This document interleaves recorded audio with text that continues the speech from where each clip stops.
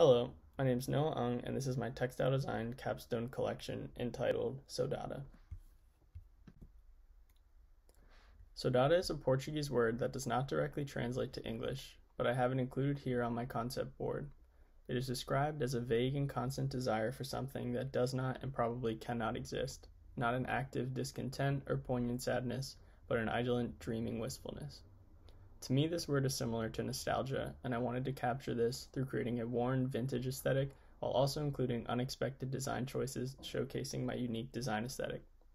Saudade is not entirely a sad feeling, but more so being appreciative of the past and the good times had, as well as looking forward to the unknown future. I decided to create a lifestyle collection including interiors and apparel to showcase the range of end uses possible for my fabrics. I wanted to portray this vintage feeling through recognizable motifs and structures, making it feel like you have gone back in time while also adding in unexpected abstract elements. I used motifs such as shabby chic cabbage roses, clouds, fair isle, and a classic checkerboard to create recognizable imagery, giving you a sense that you have seen these pieces before, but when you look closer, there are hidden motifs or distortions that make it feel new and modern. Color played a large role in achieving the vintage aesthetic, which is how I decided on the color palette I have here, emphasizing the use of beige or tan and a subtle cool gray. I chose to use muted colors to capture the vintage look while including pops of brighter colors to sit into the design and add to it rather than distract from the reference to recognizable vintage fabrics. I have a unique design aesthetic, so I think that my collection will appeal to a specific consumer who shares the same aesthetic as me. I think that my target customer has a specific style, not just in their clothing, but in their lifestyle. I created this image from a film photograph that I took to capture the modern twist on vintage that my collection displays to fully show who my customer is and what their life looks like, including where they live. Throughout my collection, I utilized the checkerboard pattern in multiple different ways, pushing a simple design in as many ways as possible. Here I took the cabbage roses that I painted and distorted them by creating a checkerboard pattern within the positive and negative space, and incorporating a smaller checkerboard in the ground with a basket weave. While there is not a single full flower in this piece, you can still make out what the motif is. This piece uses a jacquard knit argyle pattern with flower motifs inside. However, I made a graphic, almost clip art face to replace the flowers. There is a mix of happy and sad faces scattered throughout the design to portray the emotion of Saudade, a mix of happy and content with sadness and longing.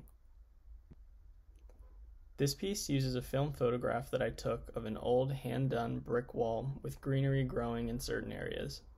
I then replaced some of the bricks with distorted, almost trippy, smiley faces in a contrasting and poppy blue color.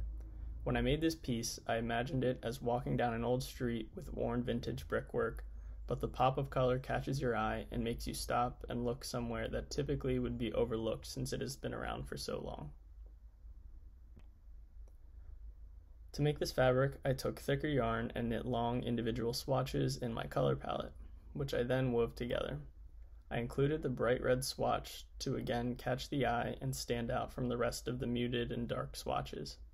This loose structure combined with the chunky knits lends itself to an oversized sweater that gives off a distressed and vintage feel. In this piece, I used hand-drawn cloud motifs as well as edited clouds with the distorted smiley faces contained within and scattered them throughout the fabric. I chose to keep the scale of the faces small so that from a distance the different colored clouds create depth, but when you get closer you can see that it isn't just a gray cloud, but a cloud outline with fun and abstract imagery inside. I put these cloud motifs on top of a honeycomb weave to provide an interesting texture and also a greater sense of depth in the piece. In this fabric, I wanted to see what I could create by solely using checkerboards. There is a large checkerboard contrasting between light and dark, and within the light areas are even smaller checkerboard patterns creating depth and even further visual contrast. The black and white plied yarn is cut to create long flowing fringes consistent throughout the fabric. Since this fabric provides a lot of movement through the many fringes, I thought that these belong on a pair of pants to show off this movement through walking or running. In this jacquard knit piece, I used a typical well-known fair isle pattern seen on many vintage sweaters and added in the reoccurring smiley and frowny faces in black, contrasting the light gray ground.